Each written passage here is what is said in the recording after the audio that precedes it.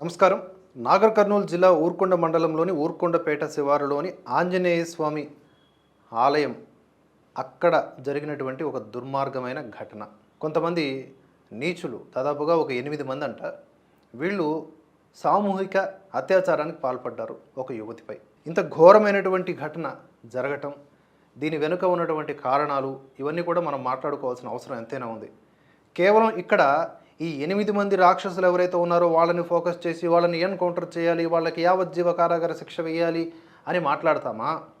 ఒక ఆలయ ప్రాంత పరిధిలో ఒక యువతికి రక్షణ లేని వ్యవస్థ ఉన్నది అని క్వశ్చన్ చేస్తామా? ఒకసారి ఆలోచిద్దాం. ముందుగా డీటెయిల్స్లోకి వెళితే, బాధితురాలు ఎవరైతే ఉన్నారో ఆమె పోలీసులకు ఇచ్చినటువంటి ఫిర్యాదు ప్రకారం ఇక్కడ ఉన్నటువంటి ఆంజనేయ స్వామి ఆలయం దగ్గర మొక్కులు చెల్లించి నిద్ర చేసేందుకు మహబూబ్నగర్ జిల్లా భూత్పూర్ మండలానికి చెందిన మహిళ శనివారం అంటే మార్చి 29వ తారీఖున మధ్యాహ్నం తన బంధువుతో పాటు ఆలయానికి వెళ్ళారు. నిజానికి బంధువుతో పాటుగా ఇంకొన్ని వార్తల ద్వారా తెలుస్తున్నది ఏంటంటే ఈవెన్ ఫ్యామిలీ మెంబర్స్ చాలామందితో కలిసి వెళ్ళినట్లుగా తెలుస్తూ ఉంది. అయితే భగవంతుని దర్శించుకున్న తరువాత అక్కడే ఏర్పాటు చేసినటువంటి అన్నదాన కార్యక్రమంలో పాల్గొన్నారు. సాయంత్రం ఆలయ ఆవరణలో ఏర్పాటు చేసిన భజన కార్యక్రమంలో పాల్గొన్నారు. సుమారుగా రాత్రి 11:30 ఆ ప్రాంతంలో ఆమె మరుగుదొడ్ల వద్దకు వెళ్ళగా అక్కడ తాళం వేసి ఉంది. ఇది గమనించాలి మనం. అంటే ఆలయ వ్యవస్థ, నాకు తెలిసి ఇది కూడా, ఈ ఆలయం కూడా ఎండోమెంట్ పరిధిలో ఉన్న ఆలయంగానే తెలుస్తోంది. సో ఈ దేవాదాయ శాఖ లేకపోతే ఈ ఆలయానికి సంబంధించిన కమిటీ ఏం చేస్తున్నట్టు? అక్కడికి వచ్చినటువంటి భక్తులు ఒక రాత్రి నిద్ర చేయటం అనే ఒక విశ్వాసం ఉన్నప్పుడు వాళ్ళందరినీ రక్షించాల్సిన బాధ్యత ఎవరిది? కానీ ఇక్కడే అతిపెద్ద మతలబు ఉంది.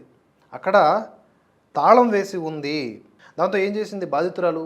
తన వెంట బంధువుని తీసుకువెళ్ళి ఆ గుట్ట వైపుకి, సమీపంలో ఉన్నటువంటి గుట్ట వైపుకి వెళ్ళిందంట. ఇక్కడ చూడండి, ఆలయంలో పనిచేస్తున్న ఒక నీచ్ కమీనే కుత్తేగాడే వీడంట, ఏదో ఒప్పంద కార్మికుడంట. వీడు గమనించి ఇద్దరికి ఫోన్ చేసి చెప్పాడంట, తన స్నేహితులకి ఫోన్ చేసి చెప్పాడు, సమాచారం అందించాడు.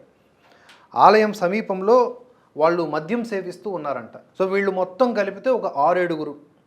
వీళ్ళందరూ కూడా వెంటనే ఆ బాధితురాల దగ్గరికి వచ్చేసారు. ముందుగా ఆ బంధువుని పట్టేసుకొని వాడిని లాక్ చేసి కట్టేసి కొట్టి వాడిని ఇద్దరు పట్టేసుకున్నారు. మిగతా వాళ్ళు ఆ అమ్మాయి పైన అఘాయిత్యం చేశారు. తెల్లవారుజామున 3 గంటల వరకు కూడా ఈ నీచ కృత్యాన్ని కొనసాగించారు.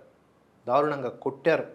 ఆమె మెడలో ఉన్నటువంటి బంగారాన్ని, చెవుకున్నటువంటి బంగారాన్ని అన్నిటినీ కూడా తీసుకుపోయారు. వీళ్ళు కేవలం మందు మాత్రమే తాగడంలా గంజాయి ఇలాంటి పదార్థాలు కూడా సేవిస్తూ ఉన్నట్లుగా తెలుస్తూ ఉంది. ఇది అక్కడ డైలీ వీళ్ళకు ఉన్నటువంటి అలవాటుగా తెలుస్తూ ఉంది. మరి పోలీసులు ఏం చేస్తున్నట్లు మనం స్టార్టింగ్లో చెప్పుకున్నాం కదా. ఈ దుర్మార్గులు ఇలా పేట్రేగిపోతూ ఉన్నా పోలీసులు ఏం చేస్తున్నారు? ఆలయ వ్యవస్థ, ఆలయ కమిటీ మెంబర్సు ఏం చేస్తున్నట్లు?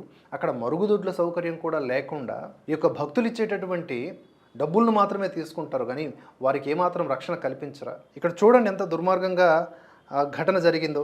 రాత్రి 10-11 గంటల ప్రాంతం నుంచి తెల్లవారి 3 గంటల వరకు ఆమె పైన ఈ 8 మంది కూడా దారుణంగా అత్యాచారం చేశారు. ఆ పక్క గ్రామంలో ఉన్నటువంటి ఒక ఆవిడ ఒక పోస్ట్ పెట్టారు సోషల్ మీడియాలో, మీరు చూడొచ్చు స్క్రీన్ మీద. ఇది జరిగింది మా పక్క ఊర్లోనే, ఆ ఊరుకొండ దేవాలయాన్ని ఆనుకొని పెద్ద గుట్ట ఒకటి ఉంది. అయితే ఈ గ్యాంగ్ మొత్తం కూడా ఇదే పనిలో ఉంటారంట. పెళ్లి చేసుకోవడానికి ఎవరైనా కొత్త జంటలు వస్తే వాళ్ళని బెదిరించి లైంగిక వేధింపులకు గురి చేయడం లేదా డబ్బులు గుంజుకోవటం, ఇది వారికి ఉన్నటువంటి అలవాటు. మరి ఇలాంటి వాళ్ళని దేవాలయ పరిసరాల్లోకి అక్కడి దేవాలయ పాలక మండలి ఎలా రాణిస్తూ ఉంది? ఇది మొదటిసారి జరిగిన ఘటన కాదు, రిపీటెడ్గా జరుగుతూ ఉన్నప్పుడు అంటే వాళ్ళు ఏదో ఆకతాయిలుగా వీళ్ళు చూసారా? ఇంకొకటి మెయిన్, ఆలయంలో పనిచేస్తున్నటువంటి వన్ ఆఫ్ ది సిబ్బంది, కాంట్రాక్టరు ఫోన్ చేసి ఇన్ఫర్మేషన్ ఇచ్చాడు. అంటే ఈ ఆలయానికి వస్తున్నటువంటి ఆడవాళ్ళు ఎవరెవరు, వాళ్ళు ఎప్పుడు బయటకు వెళ్తారు, లేదా వాళ్ళని బయటికి వెళ్ళేలా చేయడం ఎలా, ఇవంతా కూడా లోపల బయట మొత్తం అంతా నెట్వర్క్ లాగా కనిపిస్తూ ఉంది. ఇలాంటి మానవ మృగాల్ని పెంచి పోషిస్తున్నది ఎవరు చెప్పండి? ఈ అత్యాచారం కొనసాగిస్తున్న క్రమంలో బాధితురాలంట దాహం వేస్తుంది, నీళ్ళు ఇవ్వండి అని అడిగితే ఏం చేశారు అంటే మద్యం తాగుతూ నోట్లో మూత్రం పోసారంట ఆ యువతికి నీళ్ళు అడిగితే.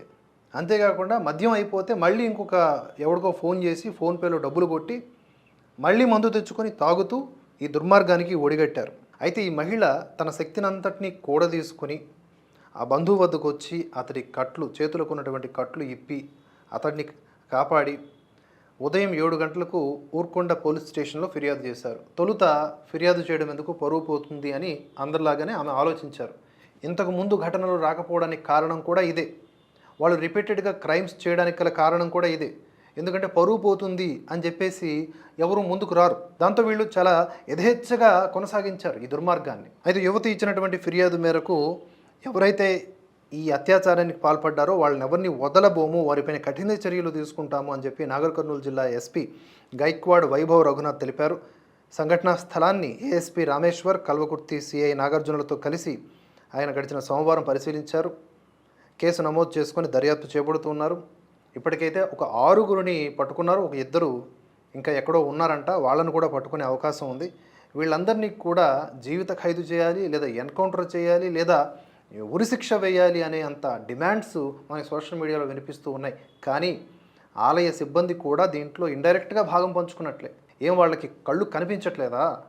అక్కడ ప్రొటెక్షన్ లేదు స్త్రీలకు అని రిపీటెడ్గా క్రైమ్స్ జరుగుతున్నాయి, దొంగతనాలు జరుగుతున్నాయి, అత్యాచారాలు జరుగుతున్నాయని, అలాగే ఈ లోపల నుంచి సమాచారం ఇచ్చినటువంటి ఇంకొక దగుల్బాజీ ఎవడైతే ఉన్నాడో వాడిని కూడా పట్టుకొని ఉతికి ఆరేసి వాడి చెమడాలు ఒలిస్తే తప్ప వీళ్ళు ఎన్ని క్రైమ్స్ చేశారో మనకి డేటా రాదు.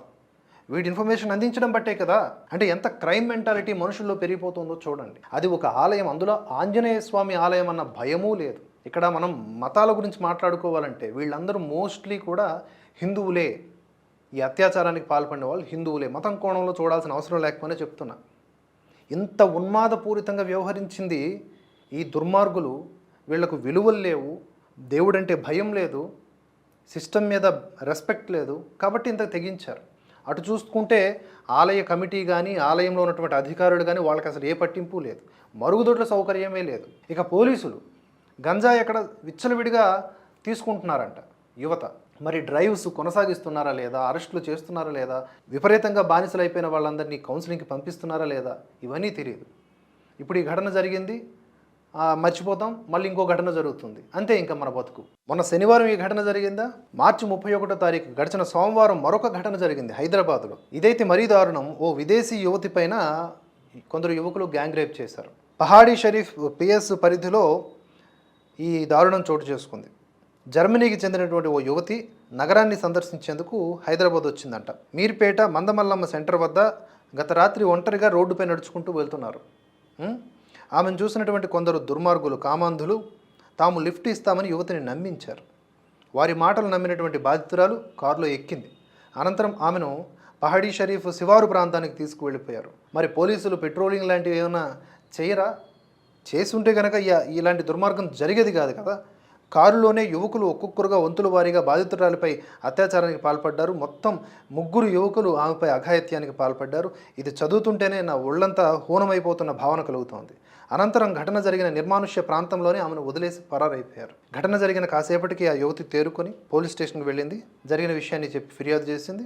కేసు నమోదు చేసుకున్న పోలీసులు 2 బృందాలుగా విడిపోయి నిందితుల కోసం గాలిస్తున్నారు. వాళ్ళు దొరుకుతారు, దొరకరు.